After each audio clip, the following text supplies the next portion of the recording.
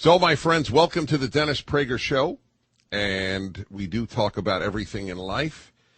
Last week in the world was not quite as good. It was another week in a world that is filled with that great riddle that I tell you, the older I get, I am no more at peace or at understanding evil than I was as a child.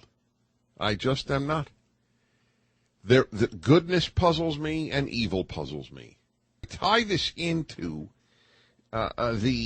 this notion of evil, and you watch people who just went around on Jew hunts. Literally, you read that Golden, the professor at Harvard who wrote about this, about the Jew hunts. And I'll get you his name a little later, where Jews were hunted, children, women, men, just like animals are hunted. People walked around, they got bounty, and you wonder, you look at that and you just wonder, what goes on? And I tell you, I have finally concluded, when I look at this world, when I look at the people who did the Mumbai slaughter, and so much more. And I just have concluded, at least at this time in my life, there really are two species of humans. I am increasingly of that belief, because I don't believe I think the psychologist was Stanley Milgram, the famous experiment where you can get anybody to be evil if you psychologically manipulate them. I don't buy that. That was their people were faked. They were fooled in that famous experiment, that the Stanley Milgram experiment at one of the universities. I do not believe that. I mean, do I believe that under threat of your whole family being tortured to death, that a person wouldn't do an evil act? Yes, but that's not the issue.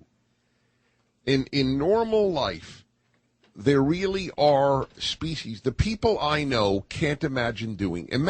Forget alone can't imagine doing what goes on in so much of the world. You look at Hamas, another group like this, which thrives on the torture, including the torture of fellow Palestinians. When they took over Gaza, they tortured en masse the Fatah people that they caught, Fatah officials. I mean, we are talking about people for whom sadism is not only a joy, that's definitional to the word sadism, but where it is regarded as somehow glorifying their God. These are not things that most of us can relate to. It's this my two species theory of human evil. That's what I have come to after all these years. It's probably pathetic. But that's the best I can do. A lifetime of study of good and evil, and that's what I've come up with. The people that I am most angry at, therefore, are not those of the other species. I am angry at them, obviously, but I regard them as monsters. It's the people like the president of the General Assembly of the United Nations, this communist from Nicaragua. The people who are not of the other species of monsters, of sadistic monsters, who can't tell the difference between right and wrong.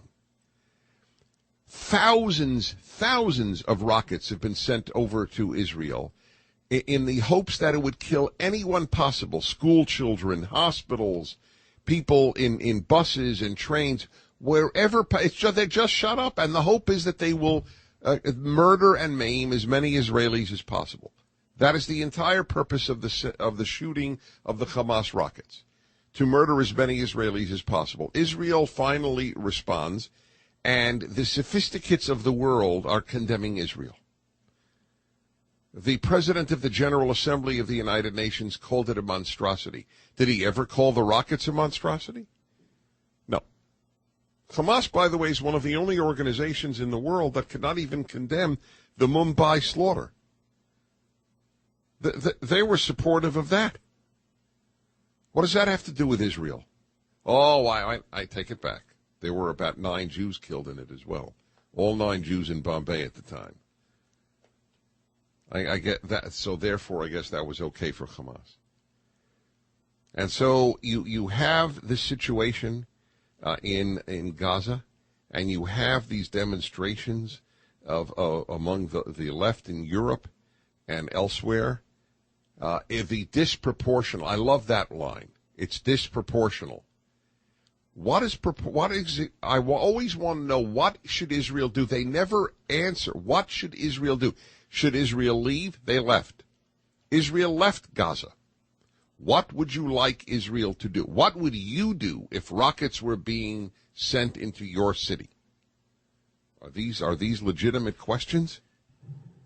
And so Israel did this disproportionality. By the way, are there any armies in the world who know that they will lose men if they warn the enemy in advance that they will be attacked? And Israel does that. They send leaflets. They call up on the cell phones. They call people up. They send text messages.